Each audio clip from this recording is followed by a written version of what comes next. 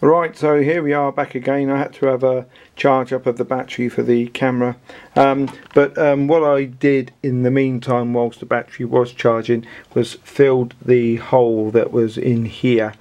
Also put another coat of the silver base paint on here and obviously on here. What I'm going to do now is basically another technique. So this technique was obviously in effect filling the gouge, the scratch, with the paint and taking off with the razor blade. This is a mess basically, so what I've done is obviously just paint over all the black with the silver paint, also filled in a few scratches as well, use a razor blade in a few places to take the excess paint off, but I haven't used a razor blade here because obviously that would just take it straight back off. What I am going to do here is use the 2500, keep saying 250, 2500 grit wet and dry sandpaper, and basically sand over and try and get rid of the excess silver paint around, and just try and tidy up the surface of the silver paint that's on the black. What it may do is take off too much silver and go back to black. What it may do is just kind of neaten up and tidy up the undulations of the surface of the silver paint, so I can then put the orange blaze top coat on and then let that dry and do the same thing. So we'll see what happens. I haven't got my assistant, my son, with me to film as I go, so I'm going to do this and then show you the result of me sanding over with the 2500 grit wet and dry. Right, so I've gone over this area. I started off with the 2500 grit, and actually it wasn't really touching the paint at all. It was taking far too long, so I went down to 1000 grit, and you can see it's tidied up that area and really just left the silver paint within the scratched areas. It's let me just try and focus a bit on there. It's tidied up this area but hit a few spots with the black and taken them back down to black. So we'll see how the orange covers over the top of that. And here you can see it's just kind of feathered off around the edge of this area. And again we'll see how that looks after. Just to come back to this, I did run over this with first 1000 and then try to tidy up with the 2500.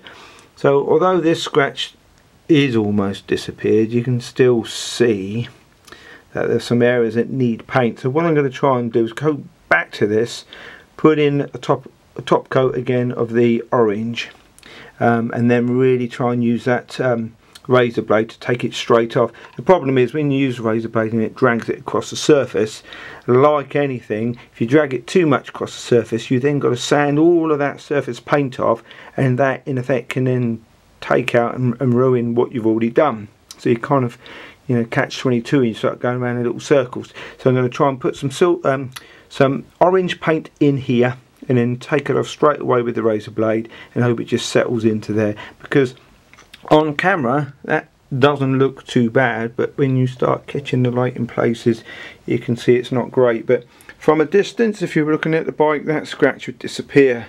The only reason it's sort of like it is with the sandpaper, once you start using things like T-Cut, you'll actually just take out those fine scratches which dulls the lacquered paint, and that would come back shiny. So yeah, from a distance that would disappear, and I suppose what we want to do with this is see whether we can put orange on here and then get it to a point where again from a distance it would disappear. This is not about the prettiest perfect paint. If we wanted to do that, we'd take off all these decals and, as I say, spray it, lacquer it, decals back on, and then, you know, have it perfect. Or just buy a brand new right hand fairing, or a very, very good second hand one. And trust me, I've looked and they're not out there. If they are out there, they're few and far between. So yeah, let's see how we get on with putting the orange on top, and then we'll see how it looks again.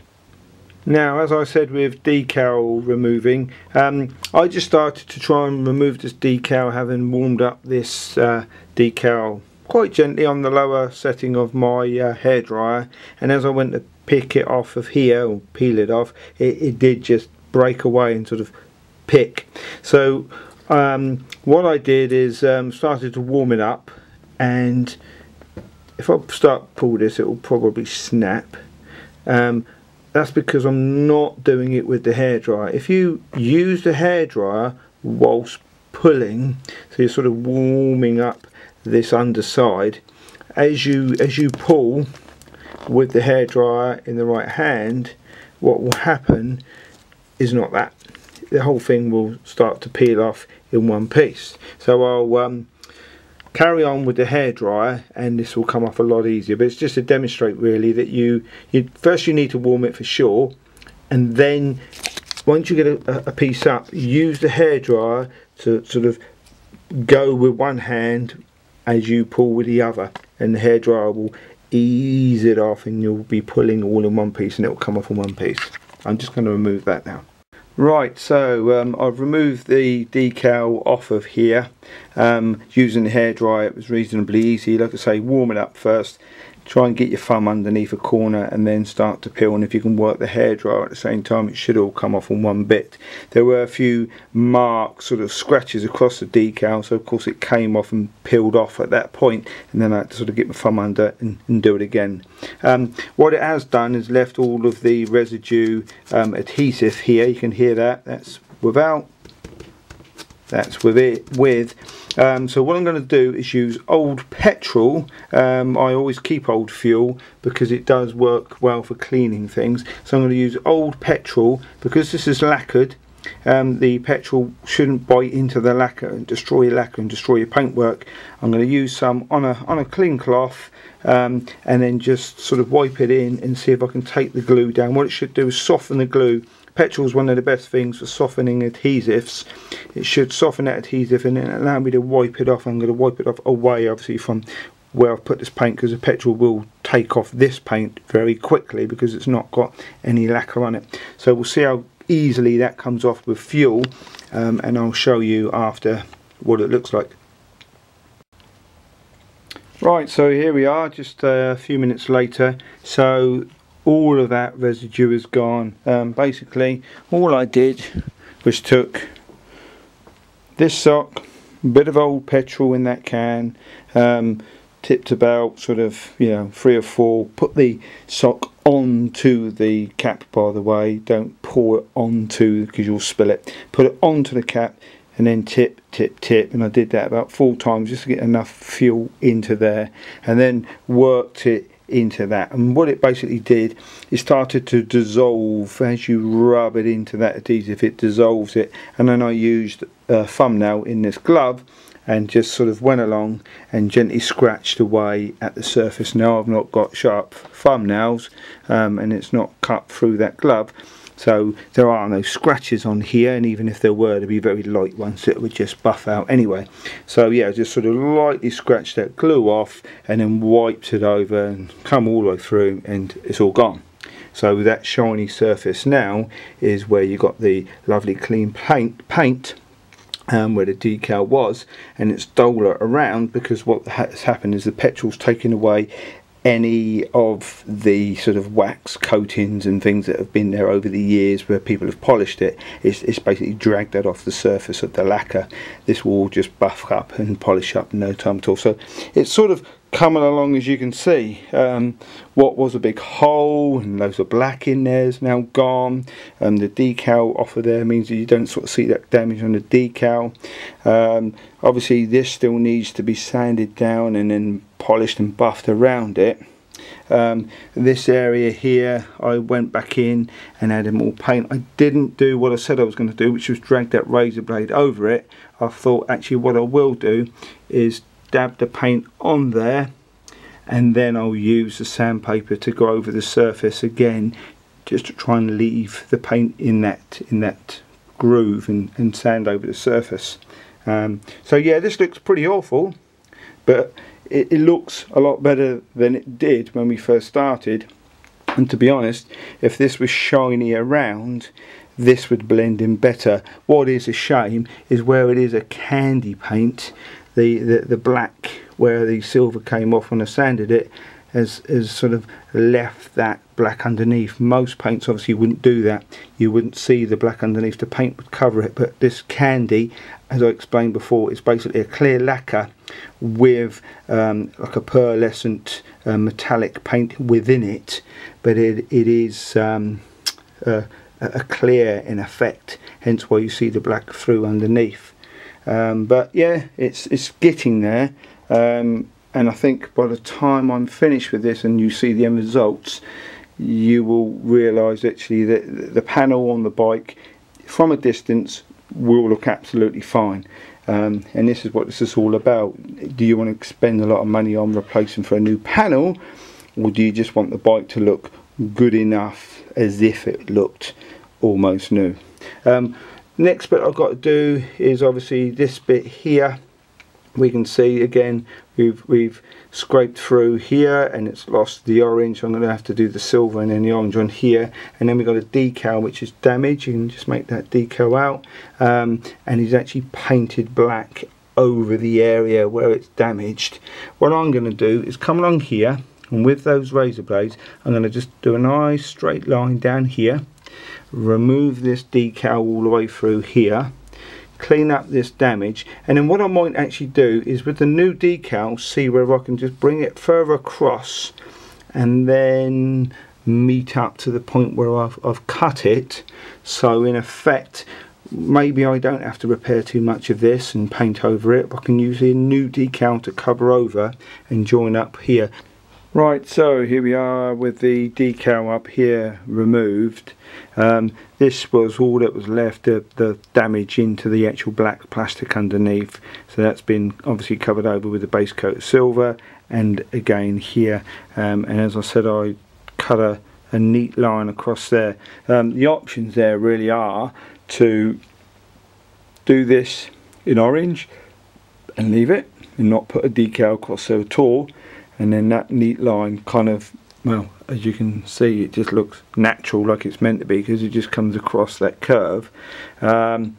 Or put the decal back, and if I put the decal back I'm hoping obviously to cover as much of that as possible anyway. I'm going to do the orange anyway because it might be a little bit exposed. That obviously is still as it is. So yeah, I'll now look to put the orange top coat on here, the Candy Blaze, and then really start to look at putting decals on top. Then we're really just getting down to how we deal with this, sand it and finish it. On this had significant damage actually, so I've just removed the decal that went through here and into this part. All the scratchings down this edge, so in effect what it's done is it's sort of cut every decal and scraped through, and the person has sort of painted every part of the decal that's black with black paint across here. There was a significant damage to the infill panel here. There's a little bit there, but this was actually sort of scraped away, so I've put some filler in there so I'll be able to paint over that. And there are some deep scratches here, so I'm going to actually put a bit of filler into those before applying the replacement decals. Now I have got the new decals here, so that's the one that will go, that is where the bolt hole goes into that infill panel, and then you've got these strips that go across. So there's the area where the bolt is, and then you've got the strips that go across here. So you can just make out where I've removed one there, and then there'll be another one across there, and then the other bit will go into that bit there. So once that's over the top, that should look pretty new. Obviously this bit here, I did think actually what I could do is continue one of the decals across and just bring it across here so you wouldn't notice, but unfortunately this stripe here continues into that panel, and unless it lines up perfectly it won't match, and it doesn't. That runs sort of up there, that line, if you that imaginary line would, but that damage is kind of about here. So that's not going to work actually, so I'm going to have to paint that bit, which is a shame, because obviously if I could just mask over with a decal, you wouldn't notice it at all.